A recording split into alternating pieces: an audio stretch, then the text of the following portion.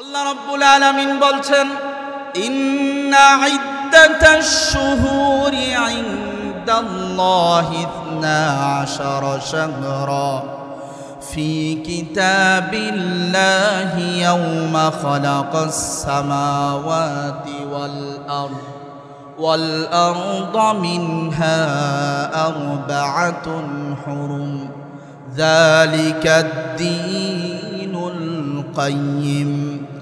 আল্লাহ রাব্বুল আলামিন বলেন, দুনিয়ার মানুষেরা তোমরা শোনো, আমি আল্লাহ যেদিন আকাশ এবং জমিন সৃষ্টি করেছি ওই দিন থেকেই আমার কাছে মাস হলো 12টা। কয়টা মাস হলো? 12টা। আর এই 12 মাসের মধ্য থেকে এমন 4টা মাস রয়েছে যেই 4 মাস আমি আল্লাহ রাব্বুল আলামিনের কাছে সম্মানিত মাস। সুবহানাল্লাহ। ভাইরা আমার, তাহলে কোরআন থেকে জানলাম আল্লাহর কাছে মাস হলো 12টা, আর এই 12 মাসের মধ্যে সম্মানিত মাস হলো কয়টা? 4টা মাস।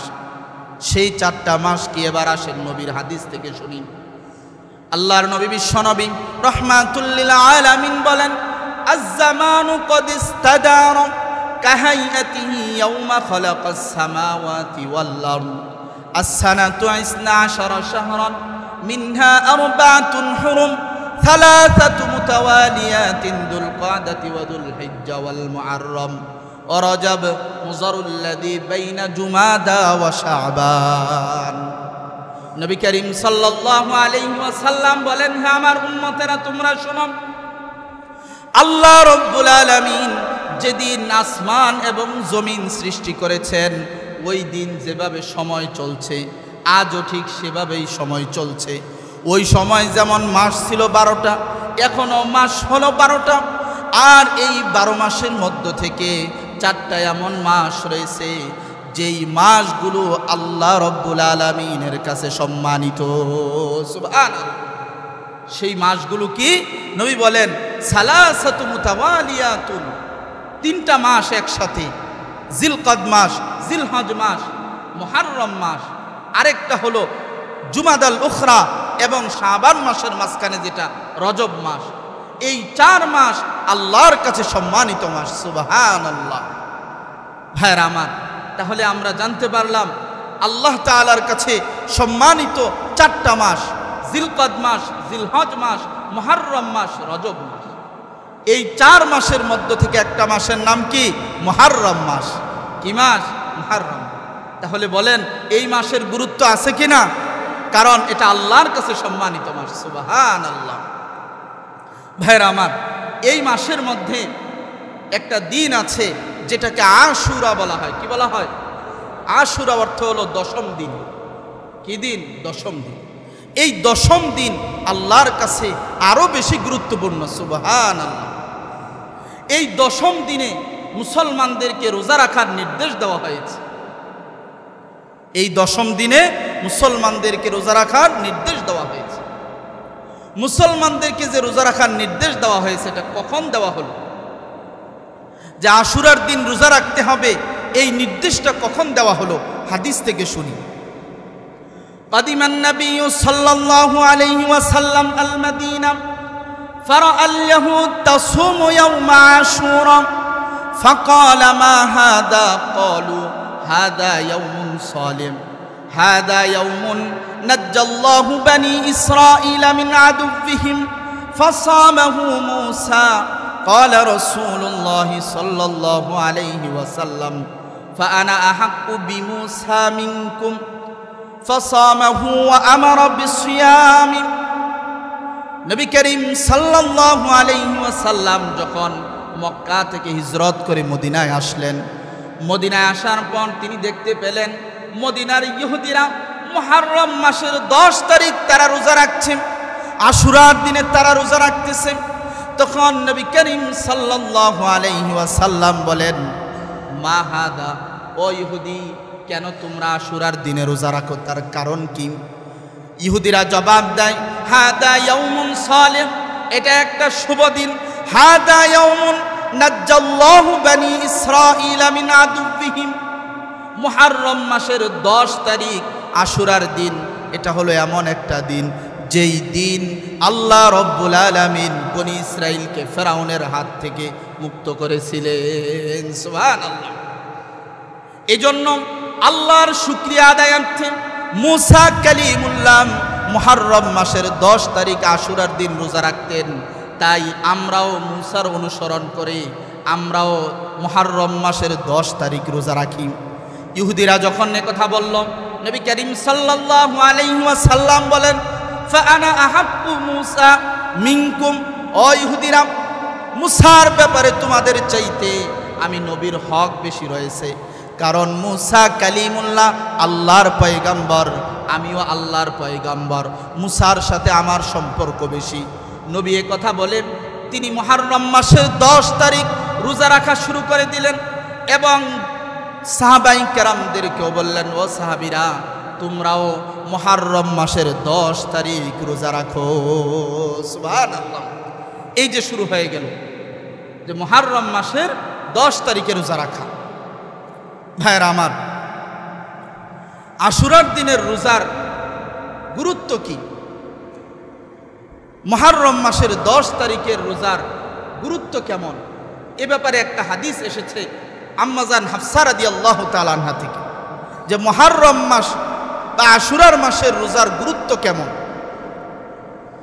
আম্মাজান হাফসা রাদিয়াল্লাহু তাআলা আনহা বলেন, আরবাউন লাম ইয়াকুন ইয়াদাউহুন্না নবিয়্যু সাল্লাল্লাহু আলাইহি ওয়াসাল্লাম, সিয়ামু আশুরা ওয়াল আশরু ওয়া থালাথাতু আইয়ামিন মিন কুল্লি শাহরিন ওয়া রাকাতাইনি ক্বাবলাল গাদাম।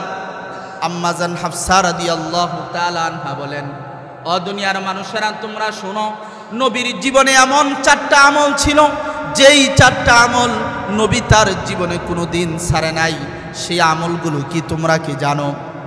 সেই আমলগুলো হলো, 1 নাম্বার, নবী মুহররম মাসের 10 তারিখের রোজা তিনি কোনোদিন ছাড়ে নাই। যতদিন দুনিয়ার জমিনে ছিলেন ততদিন পর্যন্ত নবী মুহররম মাসের 10 তারিখ রোজা রাখতেন। সুবহানাল্লাহ। এই মুহররম মাসের 10 তারিখের রোজা নবী তার জীবনে কোনোদিন ছাড়ে নাই। 2 নাম্বার আমল হলো জিলহজ মাসের প্রথম 9 দিন রোজা রাখতেন, এটাও নবী কখনো ছাড়ে নাই। 3 নাম্বার আমল হলো প্রত্যেক মাসে নবী 3টা রোজা রাখতেন, এই আমলকেও নবী কোনোদিন ছাড়ে নাই। 4 নাম্বার হলো ফজরের নামাজের ফরজ নামাজের পূর্বের 2 রাকাত সুন্নত, এই আমলটাও নবী কোনোদিন ছাড়ে নাই। আম্মাজান হাফসা রাদিয়াল্লাহু তাআলা আনহা বলেন, এই 4টা আমল কোনো দিন আমি নবীকে ছাড়তে দেখি নাই। সুবহানাল্লাহ। এবার বলেন, এই মুহররম মাসের 10 তারিখের রোজার গুরুত্ব আছে কিনা, যে নবী তার জীবনে কোনোদিন কি করে নাই, এই রোজা ছাড়ে নাই। এজন্য ভাইরা আমার, এই রোজাকে আমরা রাখতে পারবো ইনশাআল্লাহ? কি বলেন, নিয়ত আছে তো ইনশাআল্লাহ? আমরা যদি এই রোজা রাখি কি লাভ হবে আমাদের, কি ফজিলত? আসেন হাদিস থেকে শুনুন। আল্লাহর নবী, বিশ্ব নবী রাহমাতুল লিল আলামিন বলেন, আফদালুস সিয়ামি বা'দা রমাদান শাহরুল্লাহিল মুহররম ওয়া আফদালুস সালাতি বা'দাল ফরিদা সালাতুল লাইল। নবী করিম সাল্লাল্লাহু আলাইহি ওয়াসাল্লাম বলেন, হে আমার উম্মতেরা, তোমরা শোনো, রমজান মাসের রোজার পর আল্লাহ রব্বুল আলামিনের কাছে সবচাইতে শ্রেষ্ঠ রোজা হলো মুহররম মাসের রোজা। সুবহানাল্লাহ। মুহররম মাসের রোজা হলো আল্লাহর কাছে শ্রেষ্ঠ রোজা। কারণ কি? নবী বলেন, শাহরুল্লাহিল মুহররম, এই মুহররম হলো আল্লাহর মাস। তার মানে কি, বাকি মাসগুলো কি আল্লাহর না? কি বলেন, আল্লাহর না? বাকি মাসগুলো আল্লাহর। তবে নবী মুহররম মাস আল্লাহর, এই কথা বলে নবী মুহররম মাসের গুরুত্বকে আরো বাড়িয়ে দিয়েছেন। সুবহানাল্লাহ। এরপর নবী বলেন, ফরজ নামাজের পর আল্লাহর কাছে সবচাইতে শ্রেষ্ঠ নামাজ হলো তাহাজ্জুদের নামাজ। সুবহানাল্লাহ। ভাইরা আমার, ওই তাহাজ্জুদের সময় আমরা ঘুমাই থাকি। কি বলেন, ঘুমাই কিনা? অথচ ফরজ নামাজের পর আল্লাহর কাছে সবচাইতে শ্রেষ্ঠ নামাজ কি? তাহাজ্জুদের নামাজ। কোন নামাজ? তাহাজ্জুদ। আর রমজান মাসের রোজার পর আল্লাহর কাছে শ্রেষ্ঠ রোজা হলো মুহররম মাসের রোজা। সুবহানাল্লাহ। এবার আসেন, আমরা যদি 10 তারিখের রোজা রাখি তাহলে আমাদের কি লাভ হবে? আল্লাহর নবী বিশ্ব নবী রাহমাতুল লিল আলামিন বলেন, সিয়ামু ইয়াউমি আশুরা ইন্নী আহতাসিবু আলাল্লাহি আন ইউকাফফিরা সানাতাল্লাতী ক্বাবলা। নবী করিম সাল্লাল্লাহু আলাইহি ওয়াসাল্লাম বলেন, হে আমার উম্মতেরা তোমরা শোনো, যারা মুহররম মাসের 10 তারিখের রোজা রাখবে তাদের ব্যাপারে আমি আল্লাহর কাছে আশাবাদী যে আল্লাহ রব্বুল আলামিন তাদের পূর্বের 1 বছরের গুনাহ মাফ করে দিবেন। সুবহানাল্লাহ। ভাইরা আমার, আমরা কি আমাদের পূর্বের 1 বছরের গুনাহ মাফ করাতে চাই কিনা? আরো আওয়াজ করে বলেন, চাই কিনা? যদি আমরা আমাদের 1 বছরের গুনাহকে মাফ করাতে চাই তাহলে আপনাকে আমাকে মুহররম মাসের 10 তারিখের রোজা রাখতে হবে, ঠিক কিনা? আল্লাহ আমাদেরকে তৌফিক দান করুক। তাহলে আমরা মুহররম মাসের গুরুত্ব জানলাম এবং মুহররম মাসের 10 তারিখের রোজার ব্যাপারে কখন নির্দেশ দেওয়া হয়েছে সেটাও জানলাম। মুহররম মাসের রোজা রাখা এটা আল্লাহর কাছে সবচাইতে শ্রেষ্ঠ রোজা এবং 10 তারিখের রোজা যদি কেউ রাখে আল্লাহ তার জীবনের 1 বছরের গুনাহকে মাফ করে দিবে। সুবহানাল্লাহ। ভাইরা আমার, এই যে সামনে আসছে মুহররম মাসের 10 তারিখ আশুরার দিন, এই দিন আমাদের জন্য করণীয় কি? অনেক বিষয় আছে করণীয়, তার মধ্যে আমি আপনাদেরকে 3টা বলবো। কয়টা? যে মুহররম মাসে অন্তত এই 3টা কাজ করবেন। কয়টা কাজ? 3টা কাজ। 1 নাম্বার, পরিবারের জন্য, পরিবারের লোকদের জন্য ভালো খাবারের ব্যবস্থা করা। 1 নাম্বার কি? পরিজনের জন্য ভালো খাবারের ব্যবস্থা করা। এ ব্যাপারে আল্লাহর রাসূলের একটা হাদিস শুনেন। আল্লাহর নবী বিশ্ব নবী রাহমাতুল লিল আলামিন বলেন, মান ওয়াসা আলা আয়ালিহি ওয়া আহলি ইয়াউমা আশুরা ওয়াসা আল্লাহু আলাইহি সাইরা সানাতি। নবী করিম সাল্লাল্লাহু আলাইহি ওয়াসাল্লাম বলেন, যে ব্যক্তি মুহররম মাসের 10 তারিখ তার পরিজনের জন্য ভালো খাবারের ব্যবস্থা করবে, রিজিকের ক্ষেত্রে প্রশস্ততা বাড়িয়ে দিবে, ওই ব্যক্তির সারা বছরের রিজিকের মধ্যে আল্লাহ রব্বুল আলামিন প্রশস্ততা বাড়িয়ে দিবেন। সুবহানাল্লাহ। আপনি যদি মুহররম মাসের 10 তারিখ পরিবারের জন্য ভালো খাবারের ব্যবস্থা করেন, একটু রিজিকের মধ্যে প্রশস্ততা করেন, আল্লাহ বলেন, আল্লাহর নবী বলেন, তোমার সারা বছরের রিজিকের মধ্যে আল্লাহ তাআলা প্রশস্ততা দান করবেন। সুবহানাল্লাহ। এটা হলো আমাদের 1 নাম্বার কাজ। 2 নাম্বার কাজ, আশুরার দিন তওবা করা। কি করা? তওবা করা। হাদিসের মধ্যে এসেছে মুহররম মাসের 10 তারিখ যে ব্যক্তি তওবা করবে আল্লাহ তার তওবাকে কবুল করে তাকে ক্ষমা করে দিবেন। সুবহানাল্লাহ। হাদিসটা শুনেন। ফাকালা রাজুলুন ইয়া রাসূলাল্লাহ আইয়ু শাহরিন তা'মুরুনি আন আসুমা বা'দা রমাদান? فقال إن كنت صائما شهرا بعد رمضان فصم المحرم فإنه شهر الله وفيه يوم تاب على قوم ويتوب فيه على قوم। নবী করিম সাল্লাল্লাহু আলাইহি ওয়াসাল্লামের দরবারে এক সাহাবী বলে, ইয়া রাসূলুল্লাহ, রমজান মাসের পর আমি যদি অন্য কোনো মাসে রোজা রাখতে চাই তাহলে কোন মাসে আমি রোজা রাখবো আপনি আমাকে বলে দিন। নবী করিম সাল্লাল্লাহু আলাইহি ওয়াসাল্লাম বলেন, ও সাহাবী, রমজান মাসের পর অন্য কোনো মাসে যদি তুমি রোজা রাখতে চাও তাহলে তুমি মুহররম মাসে রোজা রাখো, কারণ মুহররম হলো আল্লাহর মাস।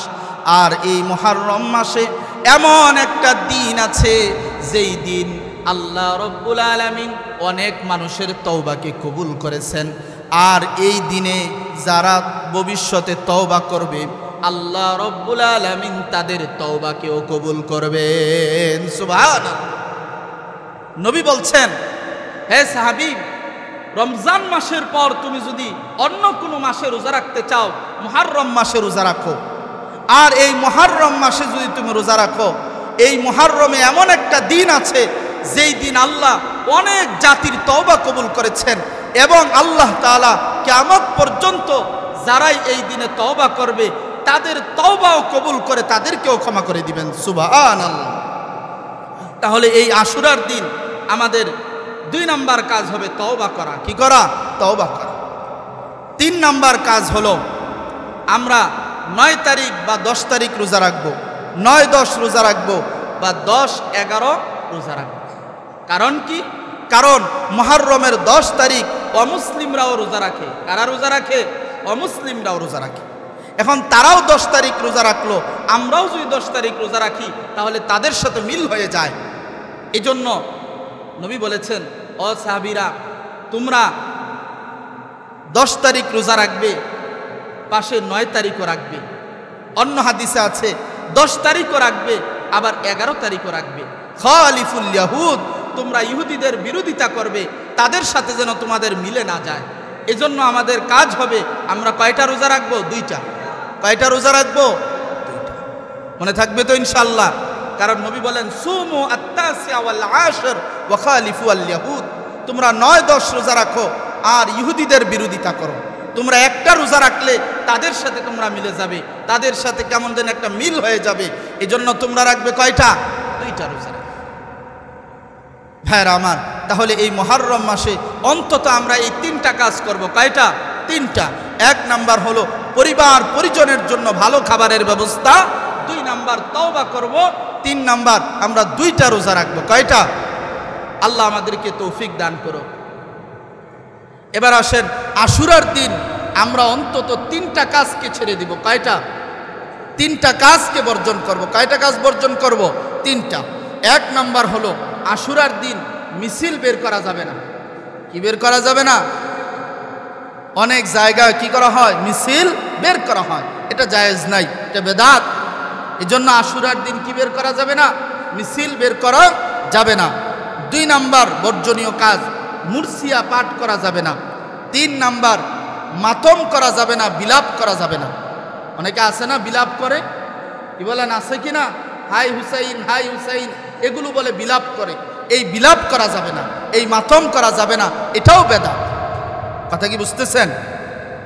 এ ব্যাপারে আমার নবীর একটা হাদিস শুনেন।